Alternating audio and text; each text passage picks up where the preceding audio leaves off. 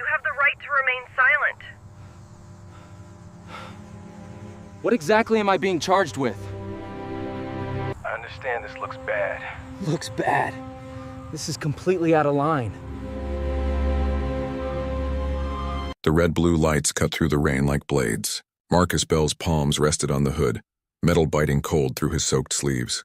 He could taste iron, blood, or fear, he wasn't sure. The officer's flashlight burned the back of his neck. Name? Officer Reed said, voice sharp, clipped, professional in the way cruelty often is. Marcus Bell, attorney. My briefcase is on the seat. Didn't ask for your resume. Reed's hand pressed harder on Marcus's shoulder, pinning him against the cruiser.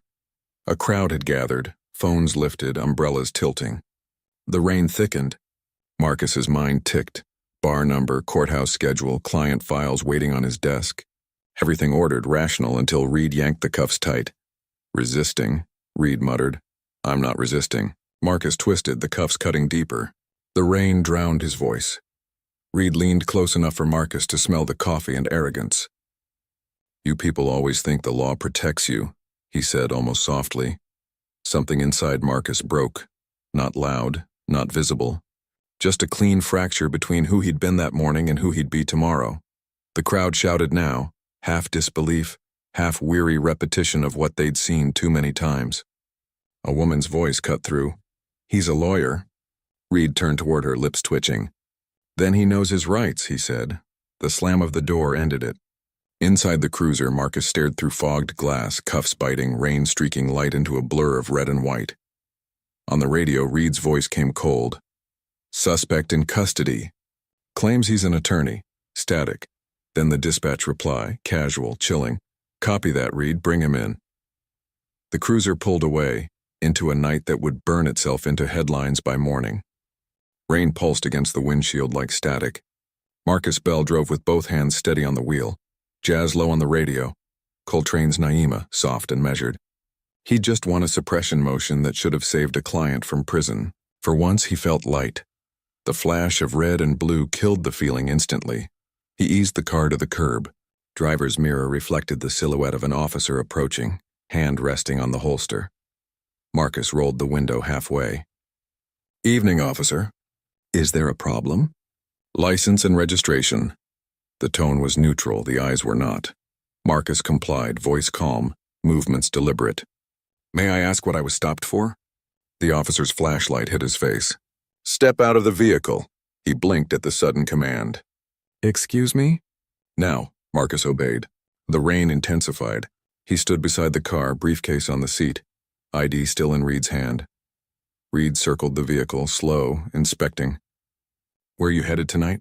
Home, Chambers Street. Long day, huh? You look nervous. I'm an attorney.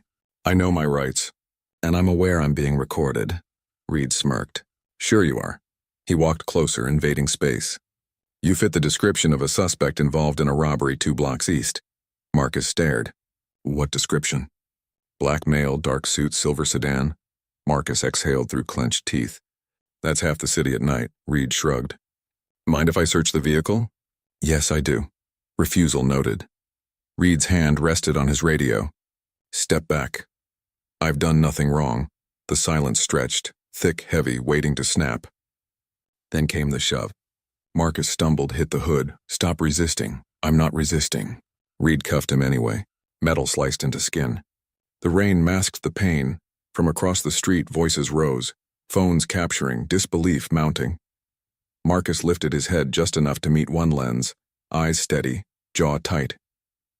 This is how it starts, he whispered. Reed slammed the cruiser door.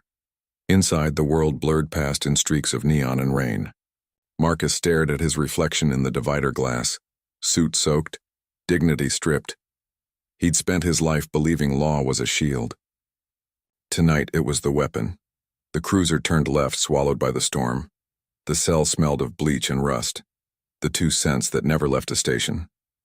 Marcus sat on the bench, back straight. Cuffs finally removed, but wrists raw and red. The metallic echo of a slamming door rolled through the corridor like punctuation. A man across the cell, wiry, early 30s, studied him with detached curiosity. You ain't from around here, huh? Marcus's tie hung loose. I'm from the courthouse 2 miles east. The man laughed, dry and sharp. So what, you a cop? Lawyer. The laughter stopped. Silence thickened. Then a slow shake of the head. Damn, they even taking in lawyers now. Marcus didn't answer. His gaze fixed on the flickering fluorescent light above, the rhythm irregular, relentless. The sound reminded him of courtroom clocks, steady and different. The cell door opened. A uniformed sergeant stepped in, black, mid-50s, face drawn with fatigue. His badge read Harris. Bell? Marcus rose. Yes. Harris kept his voice low. They said you resisted. I didn't. I know.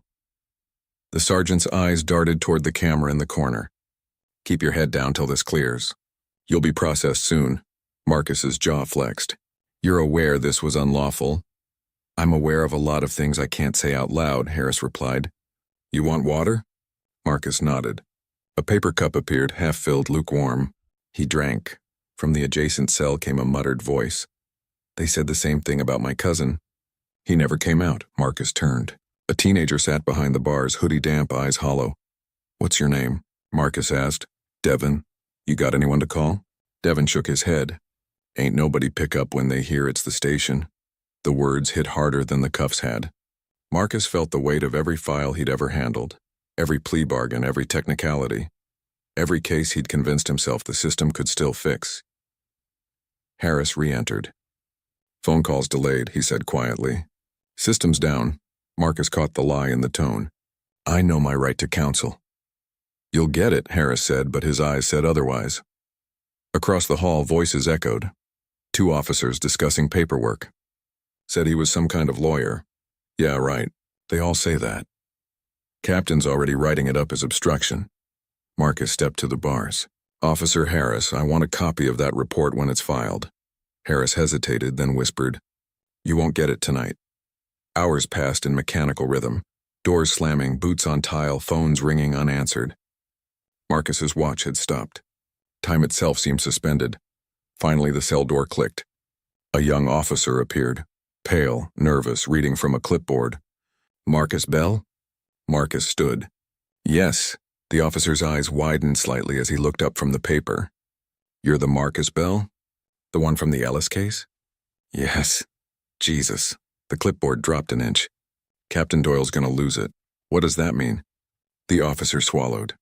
It means someone's about to realize they messed up bad. He turned, muttering into his radio. Within minutes, footsteps thundered down the corridor. Reed appeared, jaw tight, face drained of its earlier confidence. Behind him, Captain Doyle. Broad, gray-haired, expression locked in bureaucratic control. Release him, Doyle ordered. Reed stiffened. Sir, the report... I said release him. Keys rattled. The cell opened. Marcus stepped forward, wrists sore, eyes level. Am I free to go? Doyle avoided eye contact. There was a misunderstanding. Call it what it is, Marcus said, voice cold. An unlawful arrest. Reed's glare flickered between shame and defiance. You matched a description. Marcus held his stare. You mean I existed? The silence that followed was surgical. Cutting, clean, final. Harris spoke first. Mr. Bell, your belongings.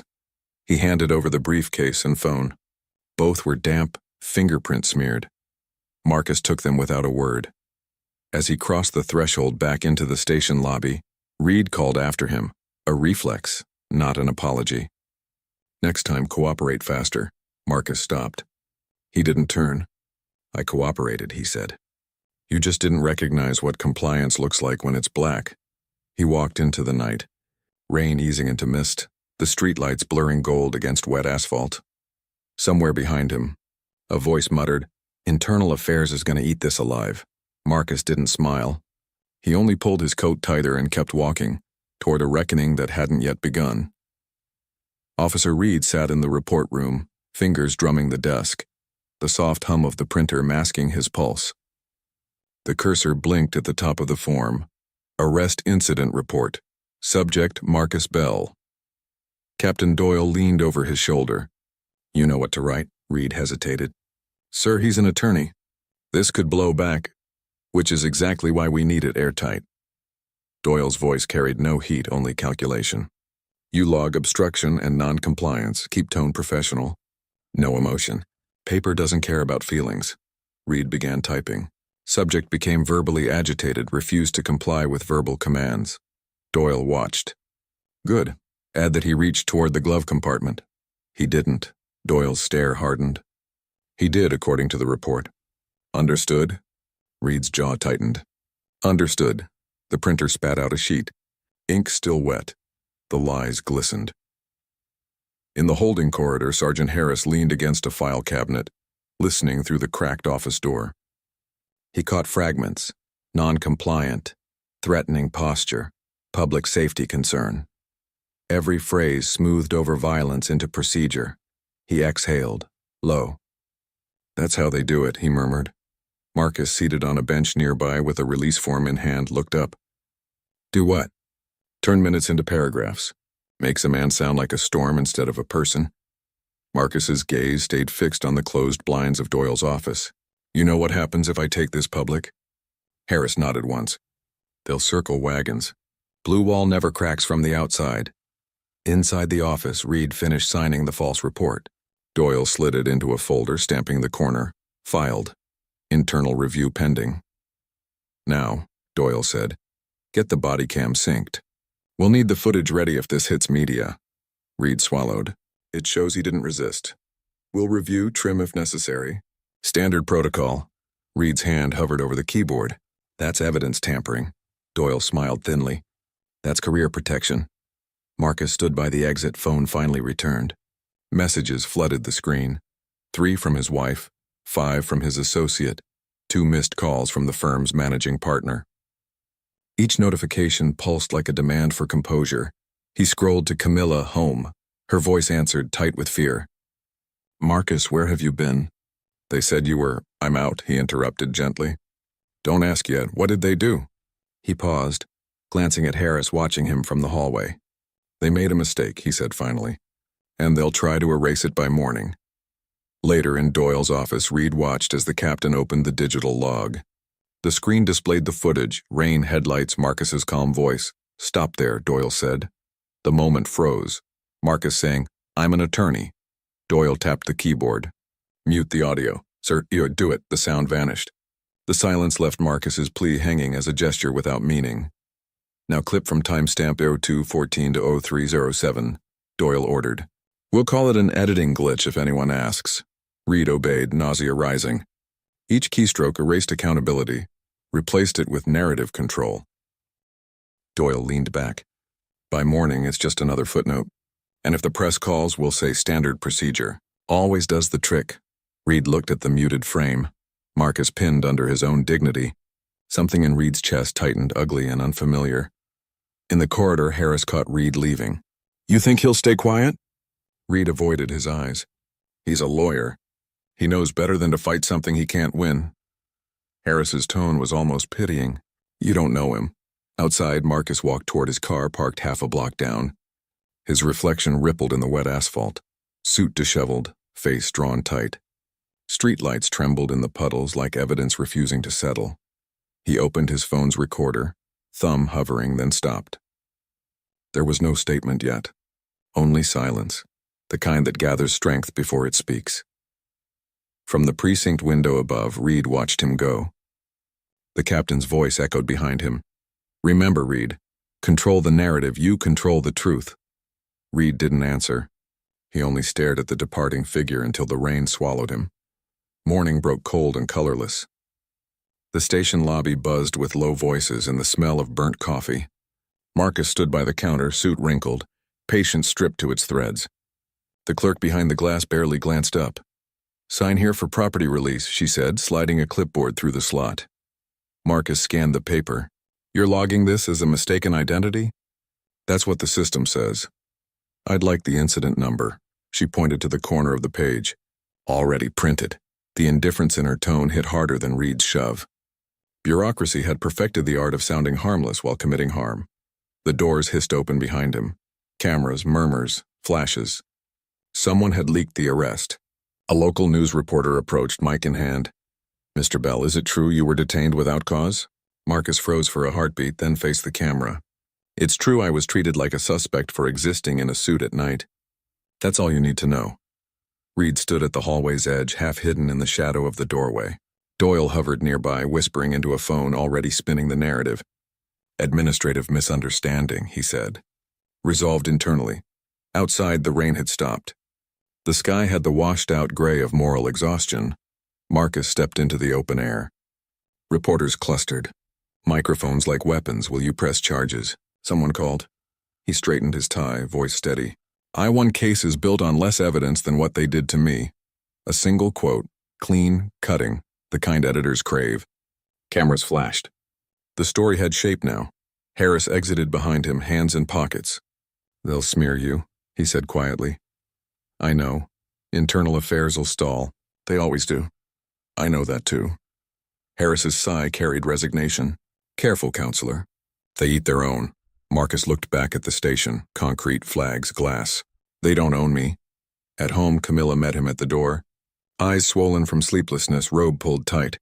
She reached for his wrists instinctively, then stopped when she saw the marks. Jesus, Marcus, I'm fine. No, you're not. He walked past her to the kitchen sink, turned on the faucet and washed his hands like a ritual. The water ran pink for a second. Rust, not blood, but the image stuck. Camilla leaned on the counter. They called the firm. Said you were uncooperative. He dried his hands. They'll learn the definition of cooperative soon enough. Her voice softened, pleading. Can't you just let it go? Letting it go is how it keeps happening. She hesitated. You're one man, he met her eyes. That's what every jury starts with. One person. Hours later, his office buzzed with tension. Associates whispered. His managing partner, Stevens, appeared at his door, cautious, rehearsed. Marcus, this thing's gone public, I noticed. We're getting calls from clients. The optics are complicated. You mean it's inconvenient that your black partner got arrested for being black? Stevens's discomfort was palpable. I'm just asking you to be strategic. Don't let emotions built this firm, Stevens. You just forgot which ones. Stevens exhaled, defeated. You're going to sue, aren't you? Yes, for what damages? Marcus opened his briefcase and set the cuff-marked wrists on the table like evidence. Start there. That evening he sat at his desk, drafting the complaint. Each word was surgical. Unlawful detainment, racial profiling, violation of civil rights. Every sentence was a restraint against rage. He stopped at the signature line. The pen hovered. Camilla's voice echoed faintly from down the hall. Dinner's ready, he signed. Not yet, he murmured. Outside his window, the city pulsed with indifferent rhythm, horns, sirens, the hum of a world that would scroll past the headline by morning. But Marcus Bell knew something the department didn't. He wasn't writing a complaint. He was building a case that would make them speak his name under oath. And when they did, the law they'd used as a weapon would become his witness. By dawn, Marcus's name was on every local news feed. The footage, on blurry, rain-streaked, shot from a bystander's phone, looped endlessly. The caption read, Prominent black lawyer detained in traffic stop dispute. Dispute, he thought bitterly, as if injustice were a misunderstanding over a parking ticket. Camilla stood in the doorway of his home office, tablet in hand. They're dragging you online. He didn't look up from his laptop. Expected. Marcus, there are comments calling you a fraud, saying you pulled the race card. He stopped typing. They don't need proof. Just permission. The TV played faintly in the background went a panel debate. A polished host asked, Was Officer Reed justified in his caution given rising crime rates? Marcus muted the sound. They've already chosen the angle. Camilla crossed her arms. You're suing the department. You think they won't hit back? That's why I'm not negotiating in the press. She wanted to argue, but his tone cut it off. At the precinct, Reed sat in the locker room scrolling through the same footage on his phone. His inbox pinged. Messages from fellow officers. Ignore the noise. Brother? Department's got your back. Don't let some lawyer ruin your career. He dropped the phone onto the bench, the screen freezing on his own image, his hand on Marcus's shoulder, his face half lit by the cruiser light. The internet had paused him in the act of power. Captain Doyle entered, holding a stack of papers. Internal Affairs opened a review. Nothing to worry about in routine, Reed looked up. They're saying I profiled him. Doyle's expression didn't change. They're saying what they always say. You just followed procedure. I wrote a report full of lies. You wrote what the situation required. Reed rubbed his eyes. He's not letting it go. Doyle's voice hardened. Then we outlast him. Back at Marcus's firm, tension spread like mildew. Partners whispered near the elevator. Associates averted their eyes. He was radioactive. Admired privately, avoided publicly. Stevens called him into his office. We got a message from the city's legal department. They're requesting mediation. I'm not settling, Marcus said. They'll offer money. It's not about money. Stevens leaned forward, frustration cracking his composure. Marcus, this is bigger than one man. You're jeopardizing the firm's standing. Marcus cut in, voice low and lethal. If our standing depends on silence, it deserves to fall. That evening, Marcus went on record. A local podcast invited him for an interview. Small platform, unfiltered. The host, a young black journalist named Nina Grant, started softly. Why risk everything to fight this? He paused. Because I believed in a law that was supposed to protect me. Now I need to know if it still exists. Do you think race played a role? He met her gaze. If my skin had been lighter, I'd be home 15 minutes earlier that night, not handcuffed in the rain. Nina nodded, her silence louder than sympathy. Justice, Marcus continued, isn't a principle until it costs something. The interview went viral overnight, raw, unpolished, angry in a way that cut through rehearsed news cycles. Support poured in. So did hate. At the station, Reed watched the clip from his phone. The comment section was a war zone. His jaw tightened as one line scrolled past. That officer should lose his badge. He tossed the phone aside and punched his locker. Metal rang out. Doyle's voice echoed from the hallway. Get your head straight, Reed. Court's coming. Reed shouted back, he's making me the villain. Doyle appeared at the doorway. You gave him the footage to work with. Now live with it. Reed's shoulders slumped. You said the report would hold. It will, Doyle said. If no one leaks. Marcus's days blurred into legal filings, press inquiries, and sleepless nights. The lawsuit gained traction. Civil rights groups reached out. One national outlet requested an exclusive. Camilla watched him pacing. The living room at 2 a.m. You haven't eaten in a day, she said. I'm building something that has to stand on its own. She touched his arm. At what cost? He didn't answer. His eyes were fixed on his notes. Outlines of depositions, timelines, contradictions. In the margin, he'd written one phrase over and over. Make the truth undeniable. A week later, his inbox pinged. Anonymous sender. Subject line, you'll want to see this. He hesitated, clicked. A single video file attached, time-stamped from Reed's body cam. Marcus pressed play. Static. Rain. The flash of light. Reed's voice. You people always think the law protects you. The rest of the file went black. Marcus leaned back, pulse hammering. Someone inside the system had just handed him the key. He whispered to himself, barely audible. They tried to erase it. Camilla appeared in the doorway. What happened? He looked up, eyes sharp. They left a ghost in the machine. The case had just turned from defense to offense. The footage looped again on Marcus's laptop. The line, the pause, the slur. He replayed it until the syllables burned into the room. Evidence didn't shout. It whispered in tones only the wounded could hear. Camilla stood behind him. Where did it come from? No name. No trail. You think it's real? It's the unedited body cam. He zoomed into the metadata. Time, GPS, frame rate, all match. Her voice trembled. If you use that, you'll expose whoever leaked it. I don't have a choice, and you always have a choice, she said. But he was already typing. At dawn, Marcus drove downtown, the flash drive in his pocket a weight heavier than fear. He entered the courthouse through the east wing, past the portraits of judges, every face pale, framed in gold. His contact from Internal Affairs waited near the elevators. Officer Morales, mid-30s, Latina, sharp-eyed. She spoke quietly, avoiding eye contact. You got it? Marcus nodded. Why send it to me? Because you'll use it. Most won't. Doyle will come for you, Morales smiled bitterly. He already has. This is my insurance. Then why risk it? Her tone turned flint. Because one of us has to break the pattern. She turned, walking away before he could thank her. By noon, Marcus filed the motion to include supplemental evidence. His assistant's hands shook as she stapled the exhibits. This changes everything, she said. It changes what they can't deny, Marcus corrected. That afternoon, news leaked before the hearing even began. The clip hit social media, the missing audio now restored. The internet didn't wait for context. It never did.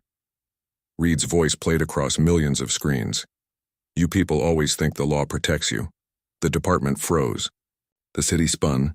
At the precinct, chaos reigned. Reporters camped outside. Phones rang nonstop. Reed stormed into Doyle's office, face pale. How did it get out? Doyle's response was ice. You tell me. I didn't leak it.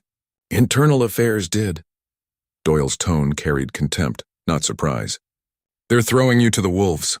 Reed's voice cracked. I followed orders. And you'll keep following them, Doyle snapped. Because if I go down, you go with me. Reed's silence stretched. Then almost quietly, maybe we both deserve to. Marcus stood on the courthouse steps as cameras flashed. Reporters shouted over one another. Mr. Bell, do you think this proves racial bias? Will you push for Reed's termination? Do you feel vindicated? He answered none of them. His statement was already drafted, simple and surgical. The footage speaks for itself. My goal is not revenge, it's accountability. Inside the courthouse, his legal team prepared filings. The air buzzed with tension and the faint hum of copy machines, the machinery of justice grinding reluctantly. Camilla texted, You just became national news. Marcus stared at the message, fingers motionless. Fame felt like contamination. Late that night, Morales called from an unlisted number. Her voice was steady but urgent. They know it was me. Are you safe? For now. A pause. Finish it, Bell. Make sure it counts. The line went dead. Marcus sat in silence. Laptop open to the frozen frame. Reed's mouth half open mid-sentence. Arrogance eternalized in pixels. He whispered to the empty room. You gave me the weapon. Now I have to survive using it. He closed the laptop, exhaled once, and stared into the dark. Tomorrow would be war. Not of guns or fists, but of words, evidence, and exposure. And this time, he intended to win. The courtroom was already full when Marcus arrived. Reporters lined the back wall, pens poised. Cameras were banned inside, but everyone in the room was recording in their minds. Reed sat at the defense table, crisp uniform, expression carved from denial. His attorney, a police union heavyweight named Grant Avery, whispered strategy. Captain Doyle sat 2 rows behind, eyes like polished steel. Marcus took his seat at the plaintiff's table, tie straight, cuff marks faint but visible. The judge, an older white woman named Connolly, entered. The gavel struck once and sharp, absolute, all rise. Marcus stood. He'd spent years in rooms like this, commanding them. Now he was both weapon and wound. Avery rose first. Your Honor, this case has been sensationalized by media bias. Officer Reed followed department protocol. Any suggestion of racial motivation is speculative and inflammatory. Judge Connolly nodded. Mr. Bell, your response? Marcus stood. The air thickened. Your Honor, the defense speaks of protocol as if it excuses harm. The question isn't what the rules were, it's how they were applied and to whom. A murmur rippled through the gallery. Connolly raised a hand. Proceed. Marcus turned toward the witness stand. Officer Reed, please. Reed rose slowly, the sound of his boots echoing. A reminder of power misused. Under oath, he straightened. I did my duty that night. Marcus circled the table, voice calm but surgical. Let's define duty. You stopped my car without probable cause. You ordered me out without explanation. You handcuffed me despite no resistance. Is that your idea of protocol? Reed's jaw clenched. You fit a suspect description. Marcus nodded. Describe the suspect. Black male, dark clothing, driving a silver sedan. Marcus's smile was faint, lethal. So half the population after sundown. A few chuckles broke the silence. Connolly's gavel snapped them dead. Marcus pressed on. At what point did you confirm my identity? Reed hesitated. After detainment. Meaning after you restrained me, searched me, and took my property. Correct. Was I aggressive? No. Did I raise my voice? No. Then what justified the arrest? Reed shifted, eyes flicking toward Doyle. Officer safety. Officer safety, Marcus repeated softly, pacing. A phrase so elastic it can stretch to cover any fear you decide to feel. Avery objected. Argumentative. Sustained, Connolly said, though her gaze lingered on Reed. Marcus stepped closer. Let's talk about the footage. Reed's face tightened. It's been tampered with. Marcus nodded to the clerk. Exhibit 14, the lights dimmed. A monitor flickered on, the body cam video. Rain headlights, Marcus's calm voice. Then Reed's face close to the lens, sneer sharp as glass. You people always think the law protects you. The courtroom froze. No one moved. No one breathed. Marcus let the silence stand, a living verdict. When the clip ended, he spoke quietly. Officer Reed, do you deny saying that? Reed's throat worked. The footage could be edited. Marcus leaned forward, tone precise. Metadata confirms it's authentic. So either the camera fabricated prejudice or you did. Avery barked, objection. Overruled, Connolly said, voice low but final. Marcus's voice softened, dangerous. You've worn that badge for 12 years. Tell me, when you said you people, who exactly did you mean? Reed's eyes dropped. It was a bad choice of words. No, Marcus said. It was a true one. Reed's composure cracked. You think this job's easy? Every stop, every face could kill you. You start seeing threats, Marcus's voice turned cold. And some faces you see as threats by default. Reed looked down, defeated, the uniform no longer armor. Next, Marcus called Sergeant Harris. Harris adjusted his tie, glanced at Marcus once, then at the judge. I saw the report that night. It was altered, Avery jumped. Objection. Sustained, unless he can provide direct evidence. I can, Harris said, producing a printed copy. This is the original draft Reed typed before Captain Doyle reviewed it. The final version added phrases that weren't there. Agitated tone, threatening posture. Those came after.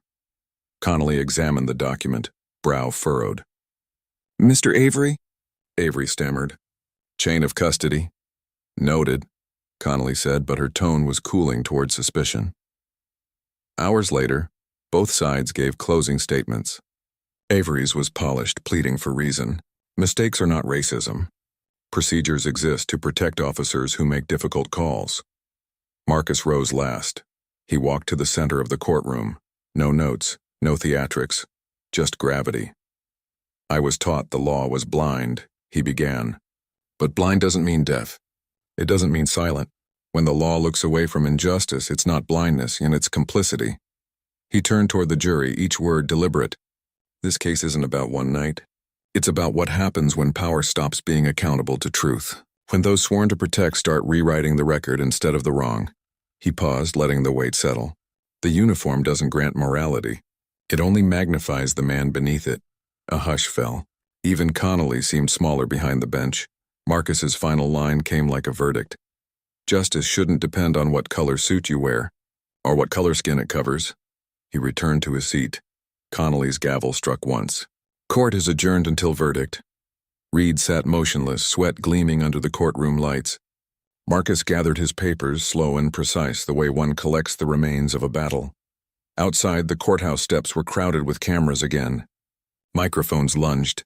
Mr. Bell, how do you feel? He gave a small, tired smile, like the truth finally got its day in court. He walked down the steps, not triumphant, just steady, deliberate, aware that justice was never a gift. It had to be forced into existence.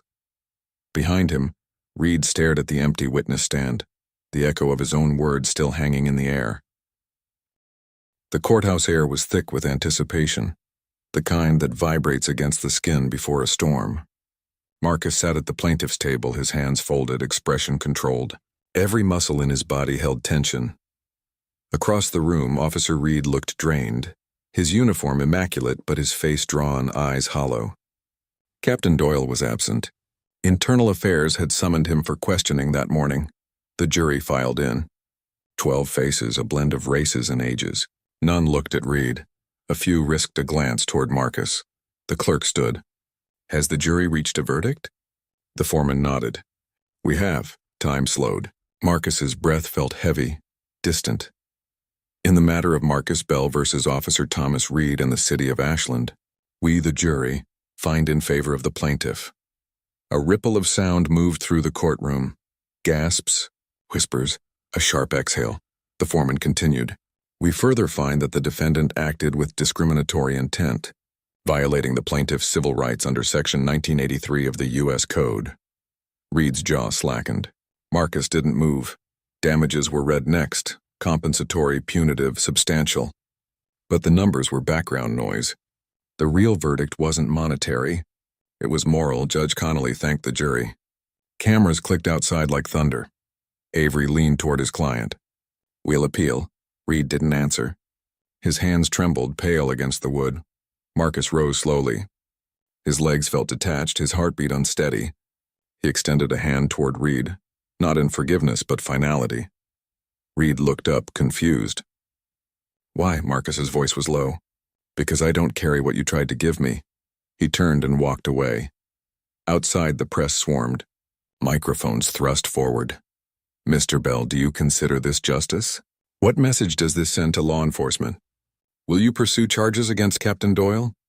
Marcus stopped on the courthouse steps, cameras flashing like lightning. This verdict isn't revenge, he said. It's proof that accountability isn't impossible. But it shouldn't take a viral video and national outrage to make the system listen. He paused. Justice isn't loud. It's what happens when silence finally cracks. The crowd erupted. Hours later in his office, the lights were dim. The city outside hummed. News vans, protest chants, the restless pulse of reaction. Camilla entered quietly, holding a copy of the court order. It's done, Marcus nodded. For now. You should be proud, she said softly. He looked up.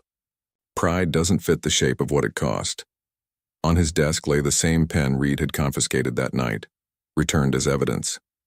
A symbol of how small injustices could spiral into war. Camilla sat across from him. What happens next? Civil review. Department shakeups. Maybe a few resignations. Then the machine starts again. Her voice sharpened. So it changes nothing? It changes the record, he said. And that's where history begins. They sat in silence. Across town, Reed sat alone in his car, staring at his reflection in the rearview mirror.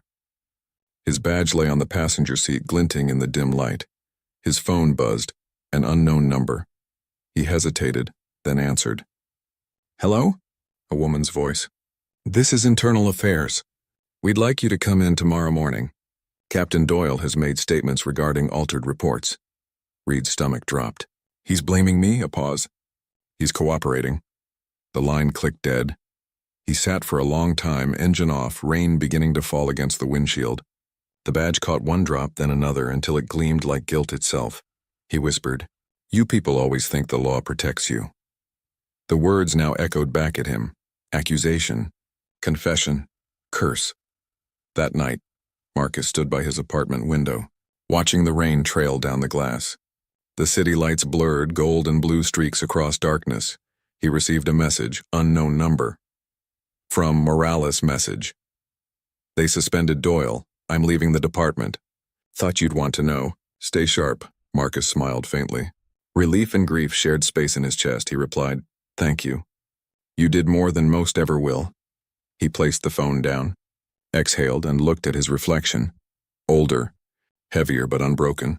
The next morning, newspapers carried his face beside the headline, Black lawyer wins historic verdict against city police.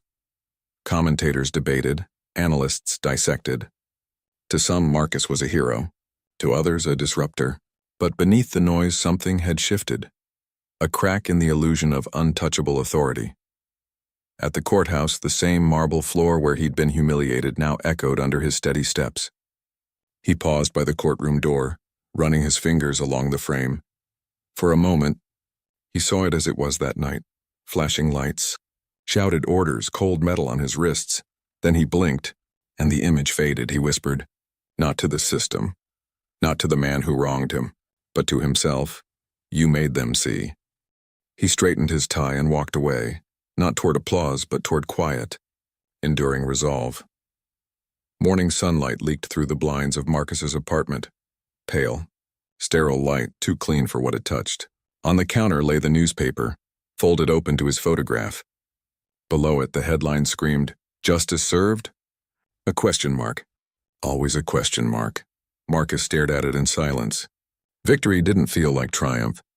It felt like ash, the kind that clings to everything after the fire is out. His phone buzzed again and again. Media requests, law schools offering lectureships, civil rights groups seeking endorsements. He ignored them all. The world loved a symbol. It rarely cared about the person underneath. Camilla arrived mid-morning. "You're on every network," she said, setting down 2 coffees. "They're calling it a turning point." Marcus took 1 cup, sipped once, then set it aside. "Turning point for who?" "For everyone watching," she said. "For the kids who see you stand there and think the system works if you bleed enough first," he cut in. She frowned. "You can't keep carrying this like a loss." "It is a loss," Marcus said quietly. "A man's life won't change because the verdict said the truth out loud. The next one will still get profiled, still get cuffed, still get the barrel aimed his way. I want a case, or not peace." Camilla looked away. "You sound like you regret it." "I don't," he said. "I just understand what it cost." Later, he visited his father's grave, a small, modest stone in a quiet corner of Ashland Memorial. The wind smelled of rain and cut grass. He stood there for a long time before speaking. "I used to think justice meant being right," he said softly, "but it's about being heard, even when no one wants to listen." A robin landed on the stone, tilted its head once, then flew off. He smiled faintly. "You'd have told me not to stop." His phone rang again. Another news outlet. He silenced it. Some silences were sacred. Across town, Reed walked out of internal affairs with an empty box in his arms. His badge, his gun, his nameplate, and all surrendered. Reporters shouted questions, flashes bursting like artillery. He said nothing. As he reached his car, Morales stepped from the building. She met his eyes once. "You had a chance to tell the truth first." Reed's voice was hollow. "And you had a chance to stay safe," she shrugged. "Safety's never been equal, officer." He flinched at the title. Then he got in his car and drove away, the box on the seat beside him like a coffin. By evening, his resignation trended online. Within hours, the city announced Doyle's suspension pending federal investigation. Statements followed. Careful, polished, empty. The machine was adapting, not repenting. That night, Marcus met with Morales in a small diner off 12th Street. The booths were cracked vinyl. The coffee was cheap. "It was the only place both of them could breathe without microphones, you heard?" she said. "Doyle's trying to claim Reed went rogue." Marcus nodded. "He's erasing fingerprints while there's still ink on his hands." She sipped her coffee. "They'll protect the department before they protect the truth. That's why truth needs its own defense." She studied him. "And who defends you?" He didn't answer. As they left, rain began to fall again. Steady, cleansing, relentless. Marcus stood under the awning, coat collar raised. "Do you ever think it'll end?" Morales asked. He watched the streetlights flicker in puddles. "No, but it'll bend. Little by little," she nodded. "Then bend it again." She walked away, blending into the rain, another soldier in an invisible war. Weeks passed. The case faded from the headlines, replaced by newer scandals, fresher outrage. But the verdict remained in legal journals, cited in arguments, whispered in training seminars. It had become precedent, not salvation, but a foothold. Marcus returned to work. Clients came, stories piled up, evictions, profiling, wrongful searches. Every file carried echoes of his own. Some nights he stayed late, the glow of his desk lamp cutting a small circle of light in the dark. He read reports, drafted briefs, drank coffee gone cold. Each case felt like throwing a stone into a river, small, swallowed, but rippling outward. He didn't believe in heroes anymore, just persistence. One evening, a young black law student came to his office. She held out a newspaper clipping. The verdict article yellowed from folding. "I read this when I was 16, she said. "It made me want to study law." Marcus looked at her, startled. "And now you're here?" "Yes," she said, smiling. "I want to help people like you did." For the first time in months, Marcus's expression softened. "Then don't be like me. Be better." "I'll try," she said. He nodded. "Good. Because the system counts on us getting tired." When she left, he sat alone again, the city humming outside his window. In the distance, sirens wailed. A sound he'd learned to live with, a sound he'd once feared. He opened the drawer of his desk. Inside lay the pen Reed had confiscated. Polished, silver, unremarkable. He clicked it once, then began to write. Justice is not the opposite of prejudice. It's the slow correction of history. It is never complete. It only continues. He signed his name beneath it and placed the page in a folder marked for publication. Then he turned off the lamp. Outside, the rain stopped. The streetlights glowed against the slick asphalt. The city breathing again, wounded, weary, but still moving. Marcus stepped out of the building, briefcase in hand, and walked into the night. No cameras. No applause. Just quiet steps in a city that now knew his name, not as a victim, not as a headline, but as proof. Somewhere behind him, a courthouse light flickered off. The echo of justice lingered,